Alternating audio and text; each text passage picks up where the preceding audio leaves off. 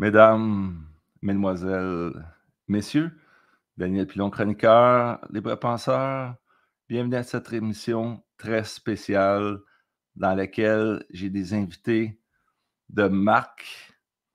Entre autres, nous avons Madame Béthane Nodwell. Béthane qui est pour, je vais allumer son micro, For Freedom Canada, Freedom Fighter. Bonjour Béthane, ça va bien? Bonjour tout le monde. Oui, ça va tellement bien. Good. Et on a aussi un invité de marque, Madame Christine Anderson du Parlement européen. Bonjour Hello, Christine. everyone. Bienvenue à l'émission. C'est un grand honneur pour moi. It's a great honor for me to have you in this interview. I really appreciate. Thanks for having me. I really love to come on. Okay, so I have many questions for you, Christine. First of all, obviously you are a real fighter. So I think you are born in Germany, and so you did pass through the transformation of the Germany, the war, the East and the West. Can you explain that? What do you remember when you were young? Who is Christine Anderson? Well, I was born and raised in Western Germany, but I was also born and raised to a country, or born into a country that had been divided. And like I said, I had the luck to be born and raised on the western side of the wall.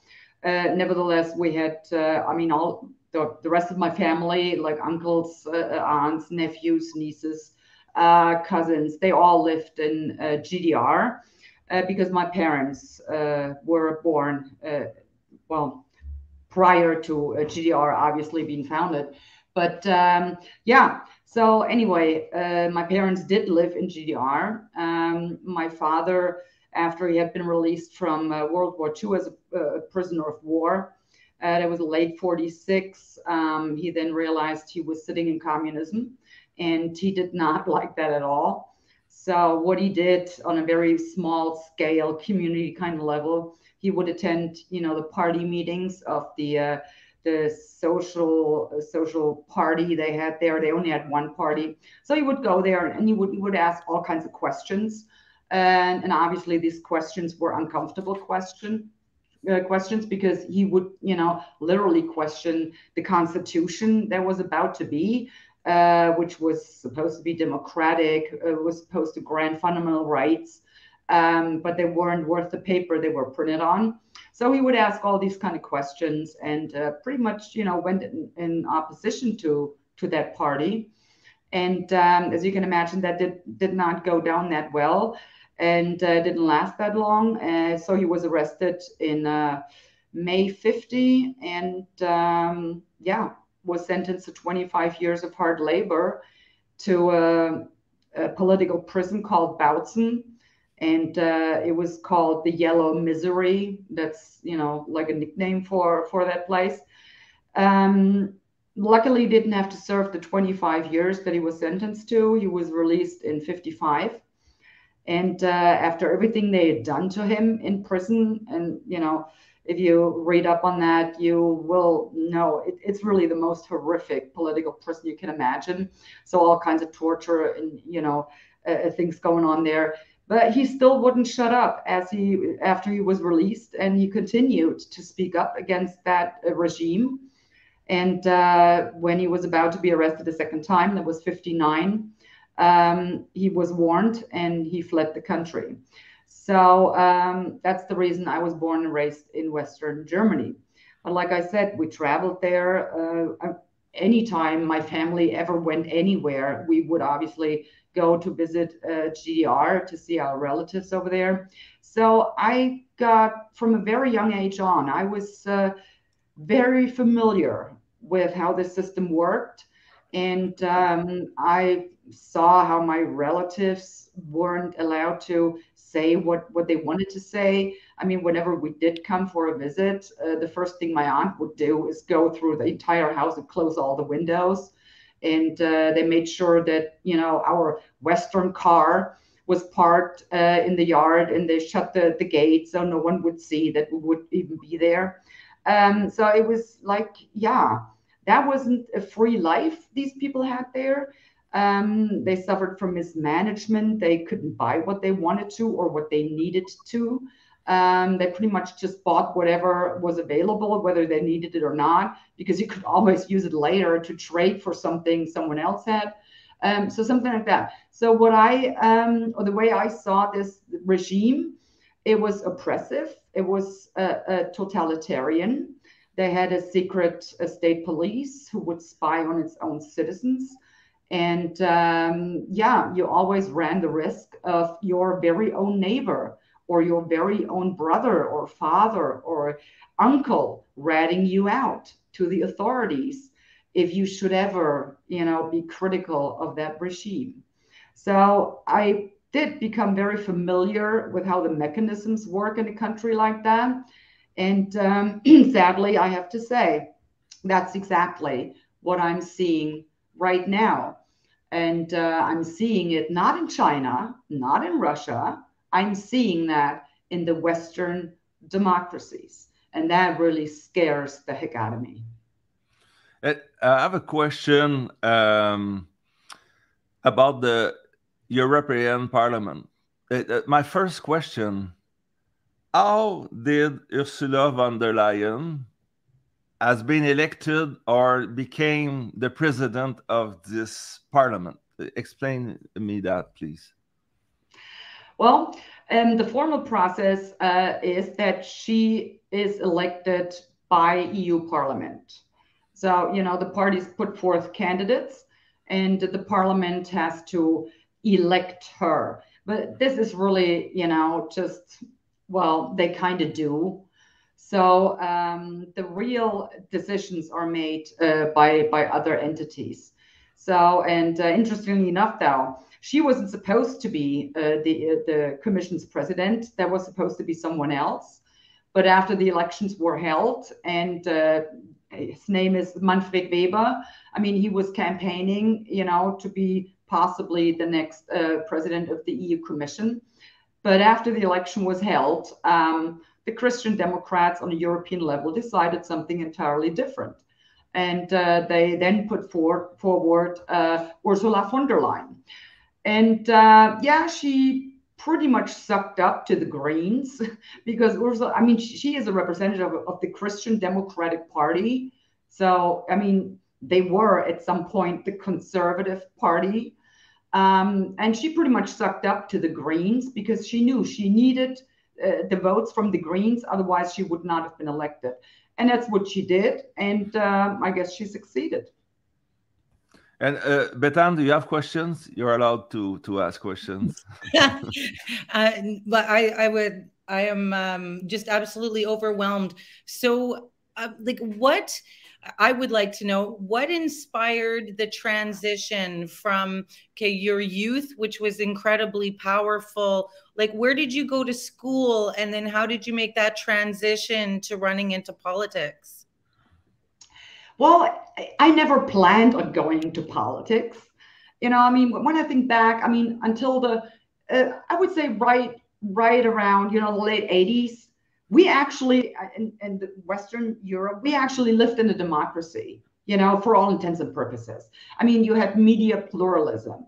If you read 5 different papers, you read pretty much about the same thing, but they all highlighted different aspects of it. So, you know, if you read 5 newspapers, you had 5 different point of views on any particular issue. So, and it wasn't like that there was a narrative that you had to adhere to.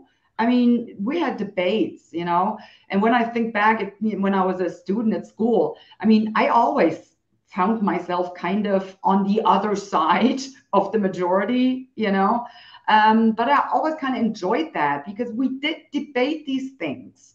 So, and to me, you know, having a debate, to me, it's much more fruitful if I have a debate with someone who disagrees with me, because that broadens my horizon. And I benefit from those debates far more than I would, having a debate with someone who agrees with me from the get-go. So, but we had these debates in school.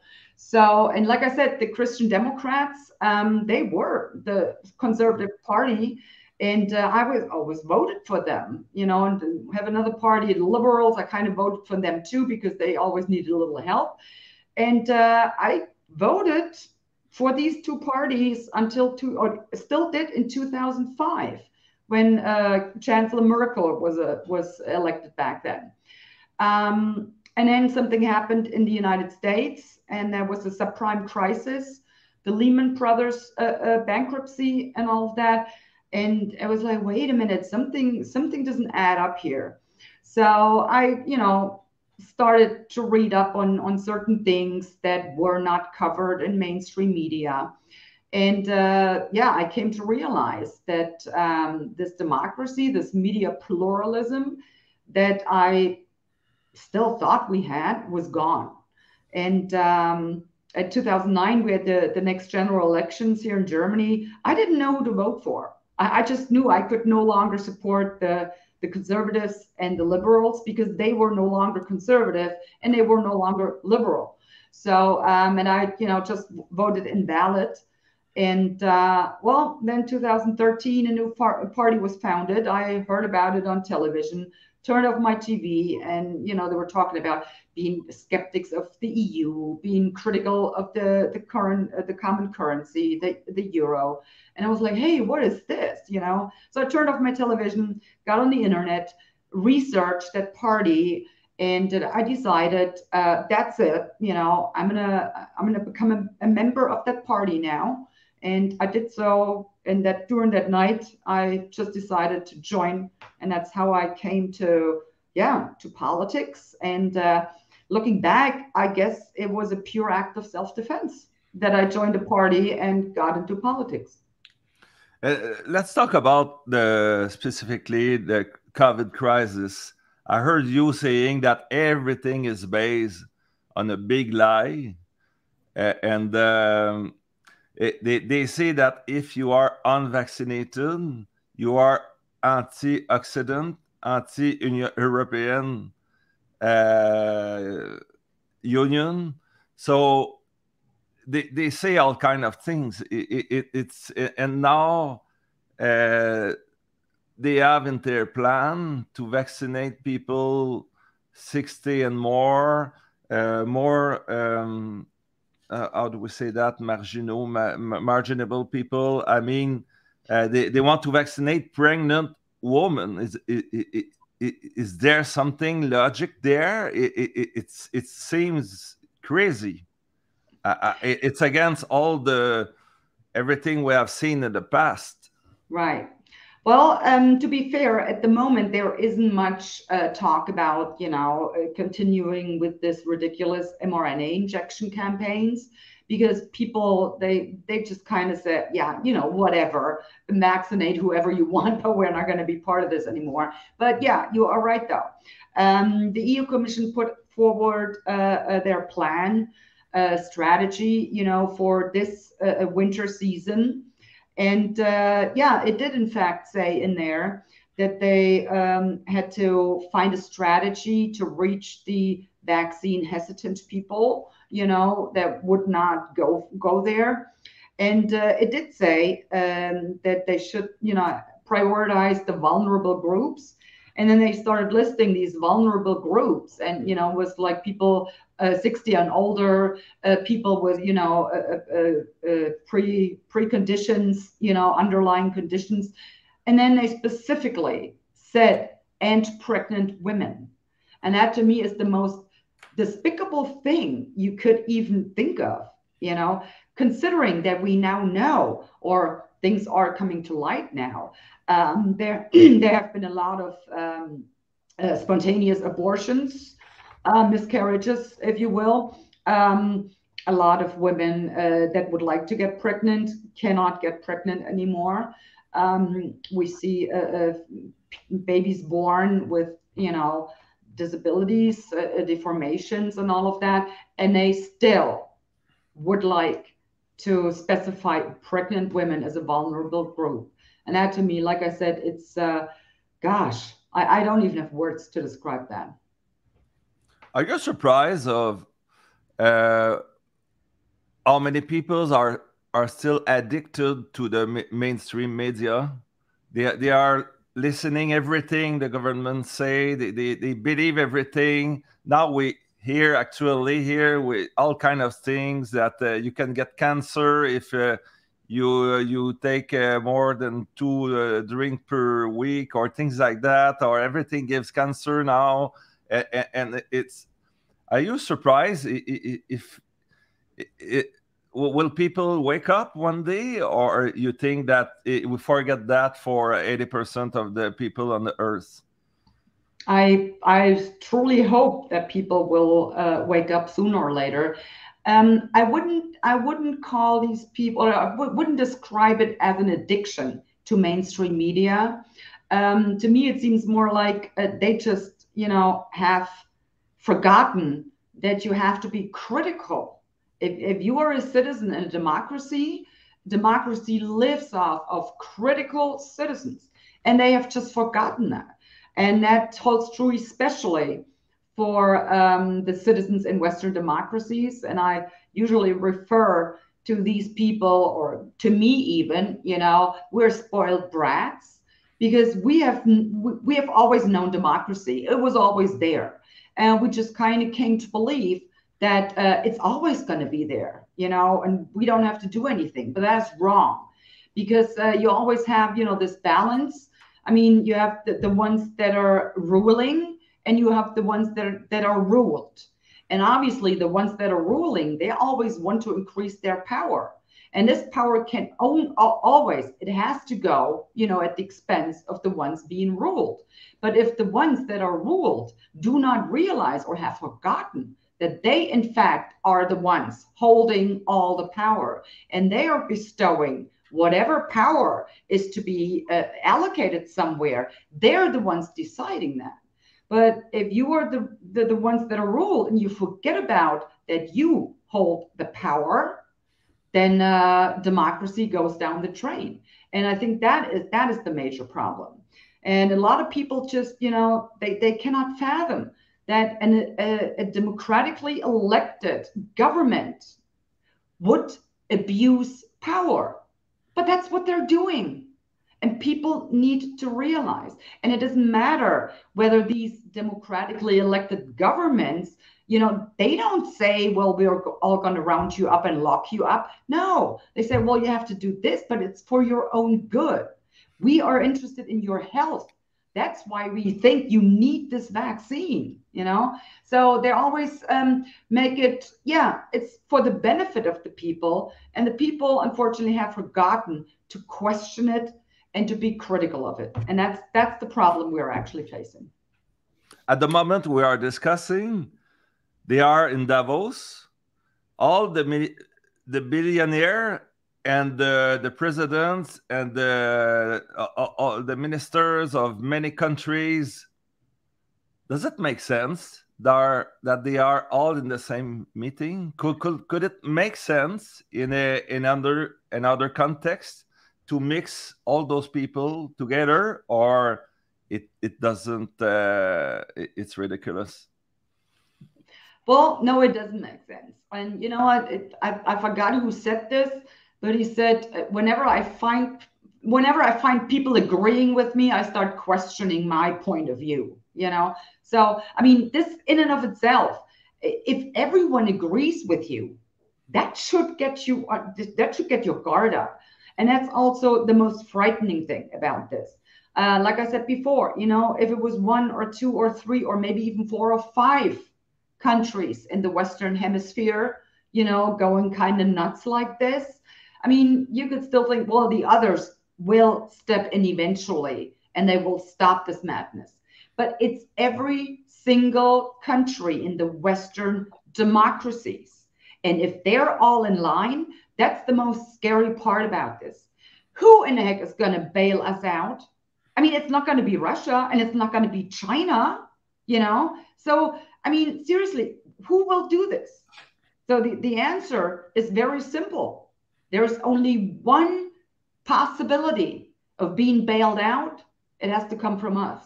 We need to stand up. The people need to stand up, and the people need to put a stop to this. And it takes all of the people in all of the Western democracies. They need to get going. But you know that we are dependent of the financial system. It's the same little group of banks that control the world, the same people. We are dependent technologically, Microsoft, Apple, Google. We are all connected, and they are together in this story. So do you really believe that it is political, that we can get out of this nightmare with the political action, or we have to leave this system completely and completely change the world with another vision? Well, no, we still can. We still can turn things around, but we have to get going on this. I mean, if we wait for much longer, then their regime will be fully blown. And with the technological means they have today of surveillance and controlling people and stuff like that, once it's fully blown, we are not talking about 70 years of Soviet Union. We're not talking 40 years GDR. Then we will be talking about a very, very, very long time. So we need to get going. And the point is that, most politicians, though, they are suckers to be re-elected. And you see this, they will do whatever they have to do, whatever, they have to say to be on the side where they think they will benefit.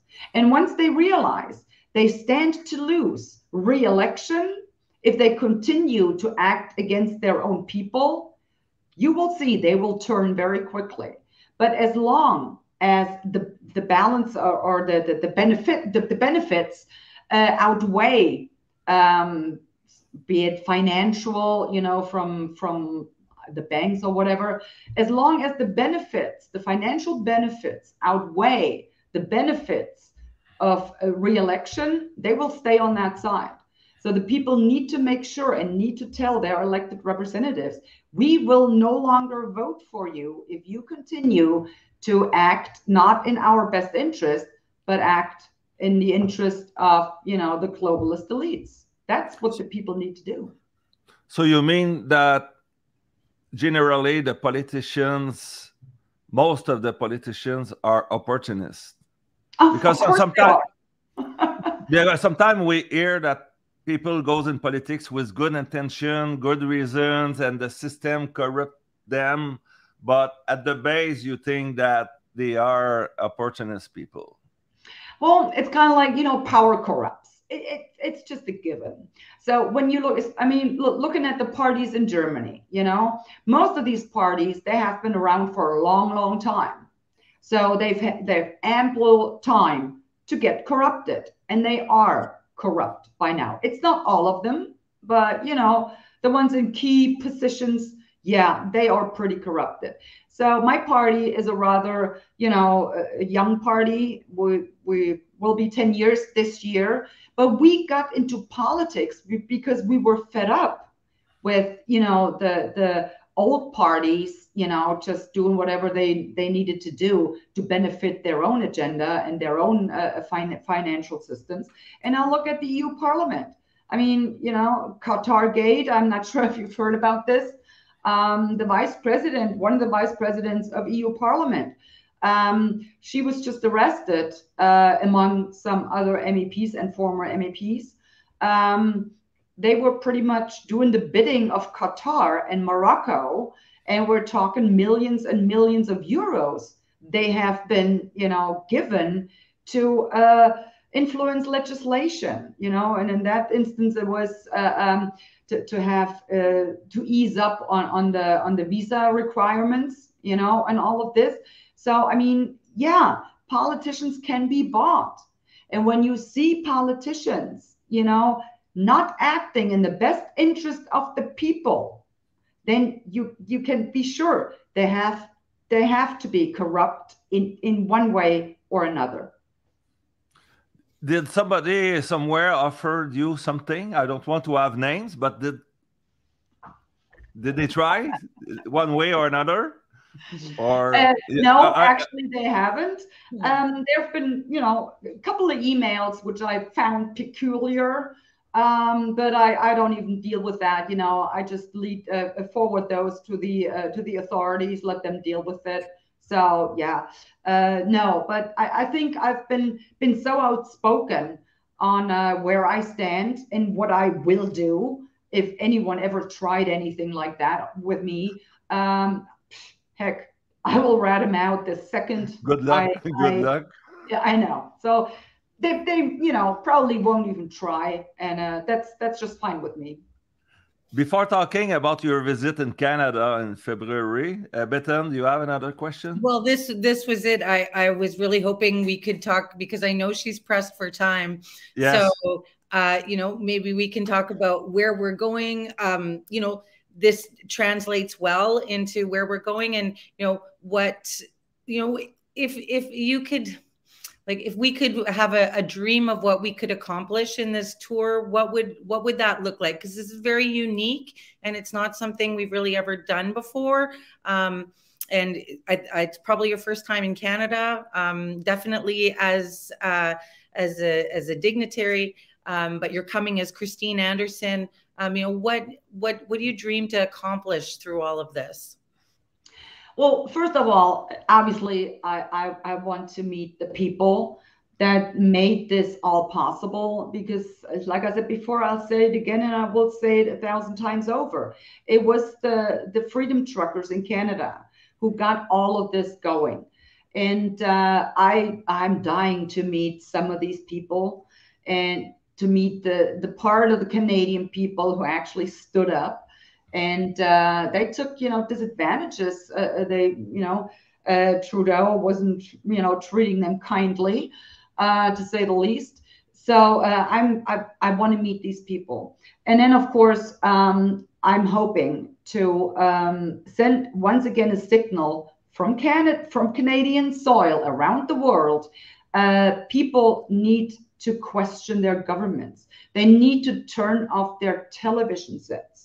They need to get involved in politics, and they just need to. I know it's hard. You know, you work an 8-hour shift, and maybe it's even 10 hours. You come home, have a family to tend to. I mean, I understand it's hard, but if there's anything that you should do for your children is to ensure that they will not have to live under totalitarian rule, and it's up to the parents right now to make sure that that won't happen. So you need to invest the time. And like I said, I hope that people will start, you know, not dismissing me as some kind of a right wing, whatever, but, you know, just listen to what I'm saying and maybe just, you know, start reading up for themselves. Hopefully it'll turn things around. Okay, I don't want to bust the 30 minutes we are allowed, and I really appreciate. But Bethan, let's talk about the cities and the date. Right. Can you tell us, Bethan? Yes. You organize that with other women, right? Yeah. So I did work on this with the team. We went and you know, hunted down Christine for ourselves to bring her back to Canada, because there is such a mutually grateful relationship. She was, you know, grateful to the trucker in the Freedom Convoy for giving her some more strength and hope and courage in her war in Europe. And then we were so grateful to Christine to using her platform and speaking up for the freedom fighters and the patriots and the truckers in Canada. So we have this mutually, like, thank you and thank you relationship. So we're going to head straight to oil and gas territory. We're going to Alberta right away. We're going to Calgary. You have the date? What you on have the the date? 18th, on the 18th, the 18th of the 18th of February, we'll be in Calgary. And then we have some little surprises for Christine, but it does involve trucks. When we fly over to Toronto. So we'll be we'll be in Whitby on the 21st and in Toronto on the 22nd. Verify that I've got that not switched around. And so there she'll be with other speakers. There'll be physicians, politicians, activists who'll be speaking with her. And again, it's an opportunity to come, meet her, talk to her. Let's exchange ideas and let's come up with solutions. I hope that Christine leaves Canada with a bag of new ideas. And you forgot Montreal, I think. And then the very last stop, last but not least, Danielle, is the 24th. We're going to be in Montreal and at a venue. And again, we should have a nice team around her of physicians and intellectuals who can speak with her and alongside her. And it's another opportunity for Quebec to feel supported because Quebec is facing Legault, which he's been one of the most oppressive premiers in the country over the past 3 years. So this is to give Quebec some courage, some strength, and some hope in what's been a really difficult 3 years. And the formula is evening, dinner, and everything. Yes. So I don't you know. might even see Dan Pilon in the crowd. Just go on the website. We will insert all the link. Please come to our website for tickets and any questions. We have an email address. Send us your questions and we'll answer them to the best of our abilities. Christine Anderson, the last thing you want to say before leaving? Well, I have to tell you, I'm looking forward to coming to Canada. You have no idea. You really don't. I'm really dying to meet so many people, so many great people. And yeah, I'm really looking forward to coming.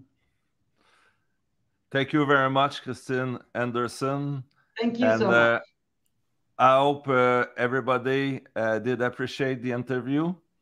And you can like it and share it everywhere on the web.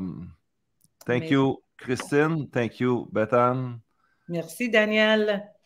Thank you, everybody. Et plein d'amour à ces femmes de caractère. Okay. Daniel Pilon, chroniqueur, libre penseur. Au revoir.